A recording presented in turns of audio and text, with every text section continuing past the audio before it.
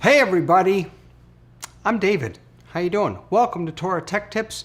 I'm your Torah Tech guy, David Paskin, and I strive to give you great tech for your great Torah. So today I want to talk about something that I can already tell from some of the comments that I was seeing is a little controversial. Let me actually pull up my comments so I can see them here. If any of you want to chime in, by all means do. I want to talk today about why you should not use virtual backgrounds. Zoom makes it really easy to kind of hide whatever's behind you, and I get it. I understand why people want to do that. You're leading services from your dining room, you're teaching from your bedroom, whatever it is. There are a number of reasons why we may have chosen to use virtual backgrounds. I loved virtual backgrounds at the beginning. I had a green screen, I lit it correctly, everything. I don't think I'll ever use a green screen again. I don't think I'll ever use virtual backgrounds again. And I want to suggest to you 3 reasons why maybe you shouldn't either. All right, here we go. Ready? Number 1, technically, keying, which is the process that virtual backgrounds uses, which means cutting you out from your background and replacing the background with something else, is not easy. It's technically really challenging. That's why when you're watching TV shows that use keying, like the weather or something, they have big fancy studios. That's why they have those big fancy studios, because the technology is really pretty intense. You have to have a really high quality camera. You have to have a real green screen. You can't just hope that this will work. You have to have really good lighting on your green screen. And then you have to have a computer that's powerful enough to do all the processing that goes along with keying out your background. Zoom is really powerful at trying to do a good job, but it's not a fantastic job. Now, I don't know if any of you took a close look at this image, but I wonder if I can make that bigger. Let me see if I can make that bigger for you so you can see, because I took this from Zoom, right, using their technology. Let me make it bigger.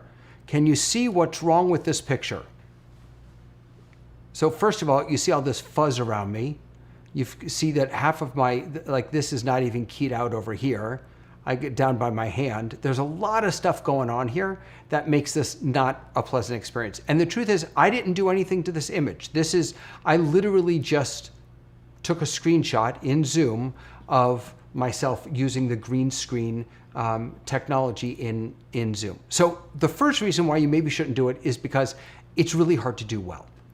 All right, second reason why maybe you shouldn't use virtual backgrounds: bad Zoom fatigue. Now I've talked about this, right? That my belief that there's no such thing as Zoom fatigue, there's only bad Zoom fatigue. You see, our brains can only do so much at any one time, specifically when it comes to attention.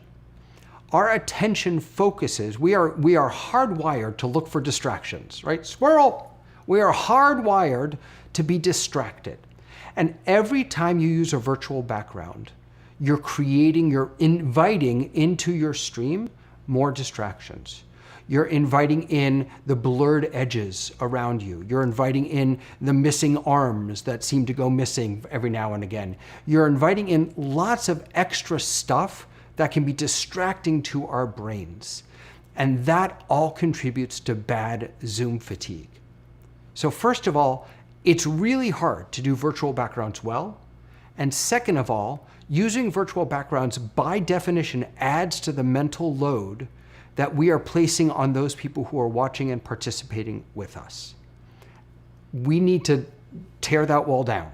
We need to not add any more mental load. It is hard enough. I know any of you can tell me you agree with this or not, but for me, it is hard enough to stay focused on a Zoom call or on a Facebook Live or on a YouTube Live, because I've got my phone dinging and I've got all this and the kids screaming and right and the dog barking and all this other. It's hard enough to stay focused when we're not in maybe our office or our sanctuary or the library where we're learning. It's hard enough with all the distractions we have. Let's not introduce any more. And virtual backgrounds, I think by definition, add onto the mental load that we are placing onto our participants and our viewers. Third reason. I've argued for the past 18 months that we should stop talking about virtual services, virtual classes, virtual experiences. I've really encouraged you to say what I'm doing, even though it's online, even though it's digital, is just as real. It's just as real as something that I might do in my sanctuary or in my Beit Midrash or in my library. There's nothing virtual, fake, or almost about what we're doing in these spaces until you introduce virtual backgrounds. When you come across to others as if you're not in your own space, as if you've been transported to, what are some of the, the beach or the Golden Gate Bridge or all the different virtual backgrounds that they have, when you bring that fake background in, it immediately takes the authenticity or the honesty of what you're presenting, and I think kicks it down a notch. I think it kicks it down a notch. It introduces the virtual into something that otherwise is very, very real. So number one, it's really hard to do it well. Number two, it adds to the mental load of our participants and it contributes to bad Zoom fatigue. And number three, it brings the virtual back in when we have worked so hard to say, no, this is real. The experiences that we're offering in this digital space are real. So the question is, so then what do I do? I have a messy room that I'm streaming in. What do I do? Well, there are a few suggestions I have. One is, you're not gonna like this, clean up your space. We've been doing this now for a year, and it's not going away anytime soon. It's not going away. You don't have to like it. I love it. You don't have to like it, but we are going to be in Zoom meetings and streaming for the foreseeable future, and I would argue forever.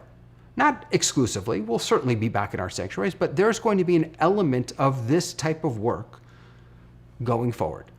We have now seen the value of it. So clean up your space. Create a space for yourself that you can be proud of. Create a space that you want to share with people who are watching. Some of my favorite experiences on Zoom is when I'm participating, learning with someone, I'm davening with someone, and I see something amazing in their background. I see a set of candlesticks. And I ask them, this is so beautiful. Tell me about those candlesticks. And then all of a sudden, we have this wonderful moment of Torah sharing about something that I saw behind them. So create your space the way you want it to be seen. Number two, you might want to invest in a background, not a green screen, but just a background, something that you can hang up, a curtain or something that you can hang up so that you can still kind of keep your private space private.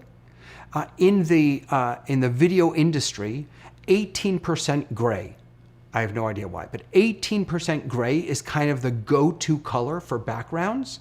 And in part, that's because you can shine a colored light at it and it'll sort of take that color on, but not bright, and sort of not in an obnoxious way like white will. It's a very mellow, calming, easy to work with color. So you can go to Joann Fabrics, you can online, I'm sure on Amazon you can buy them, get a very simple colored background. And then if you want to add to that, maybe grab a cheap little colored light. You can go to Home Depot, grab a colored bulb, one of those smart bulbs, you can change the colors and shine some light at it. That'll give you a nice, soft background. And the third thing I would say is, whether you're doing a background or not, and especially if you're not, think about not only is it pretty, but think about what's in your background. What do you want people to see? What may evoke engagement? What may invite questions? What may spark someone's curiosity? And what might be distracting? So you notice that my background is actually softened. I have this bokeh effect, which kind of blurs it a little bit. And that's because I have a very busy background. I'm a very busy guy. I like a lot of stuff. I have all my tchotchkes and my books and all this other stuff. And I knew that if all of that was just right in your face, that would be really distracting. So I created my scene such that it's a little blurred. It's not quite as distracting, but some of it you can still see and maybe even appreciate. So I get it. I do. I really do. I understand how easy it is to click on those virtual backgrounds and bring those in. We think they're fun and they're cute. And maybe for little kids, yes.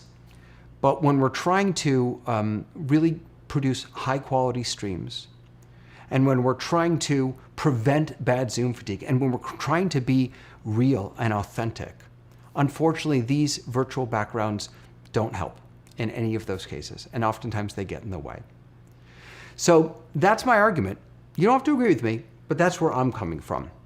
I wanted to share with you that I hope that you'll visit me online at TorahTechGuide.com. I have lots of resources there for you. I've been doing a lot around sort of setups, gear setups that I've posted there, some diagrams for you. I'm always happy to help. Go to TorahTechGuide.com/help. I'm very, very happy to help you as you navigate these times and find the best tech for your amazing Torah. That's it for this week. I'm doing a how-to, by the way, on Thursday about some great kosher Zoom hacks. Hey, Thea, it's so good to see you. I see you in the comments there. So join me on Thursday. I think that's at 12. I don't remember exactly. But in any case, friends, have the most amazing, wonderful day. Stay healthy. I'll see you soon. Bye.